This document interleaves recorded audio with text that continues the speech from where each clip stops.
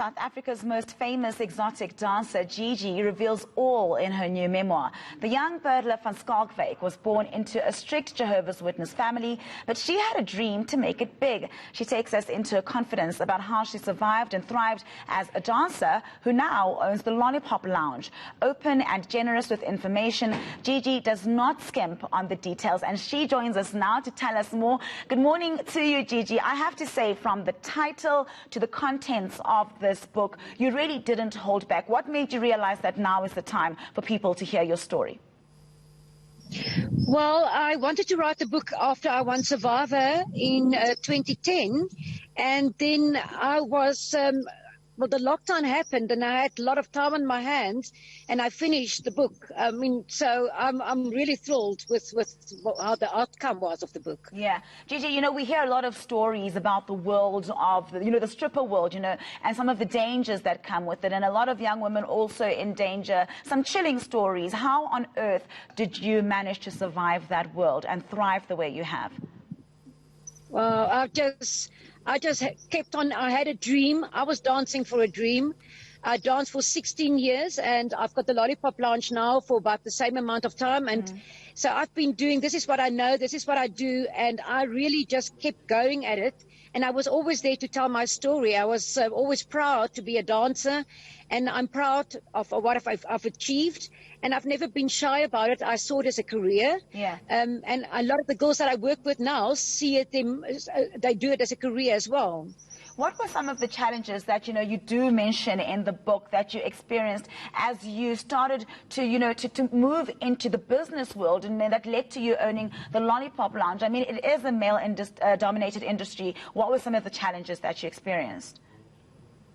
Well, to make people understand that you're doing a serious business, although it's all entertainment and it looks very nice when you walk into the club, it's business at the end of the day.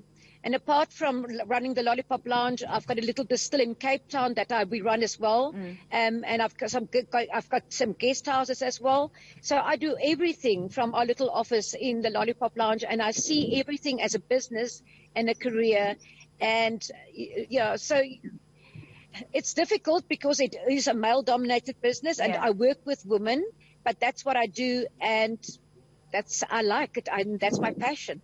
Now, Gigi, in this book, you mention a lot of famous names. Did you have to think very long and hard about the repercussions of naming these names?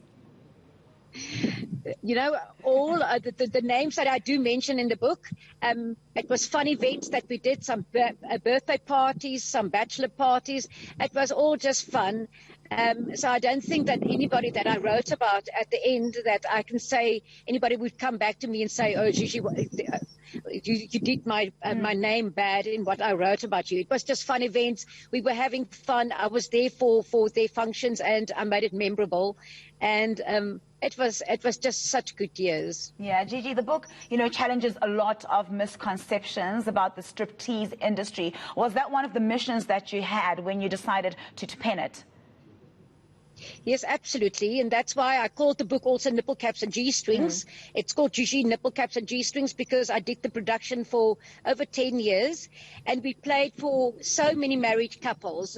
And I see more and more married couples coming into the clubs over the weekends, having fun, experiencing a fantasy, and just playing with the idea of having a dance as a couple, and also watching the girls on stage, how strong they are and how they portray sensuality, and they're just beautiful, strong women, and all South African women. That's what we work with, only South African girls. Sorry to interrupt you, Gigi, but just going from what you're saying, is that what you mean when you talk about how, women need to realize the power of themselves as sexual beings? Is that what you're referring to?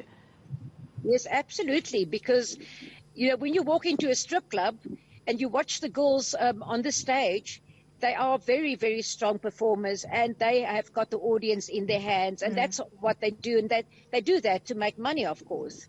And I think it's wonderful for people to go into a club, sit down and watch these girls and to see how strong they are. These are not girls with a sad story. Yeah. They are there to make money. They work very long and grueling hours. The curfew has been really, really bad for the girls at this given stage. Yeah. But they are persistent. They are true survivors. And anybody that goes into a club, I think, go and look at these girls and go and see how they turn on the magic. And it's really a hard career to follow. All right, thank you very much, Gigi. All the best with the book. I hope it's well received. That is Gigi, author of Nipple Caps and G-Strings.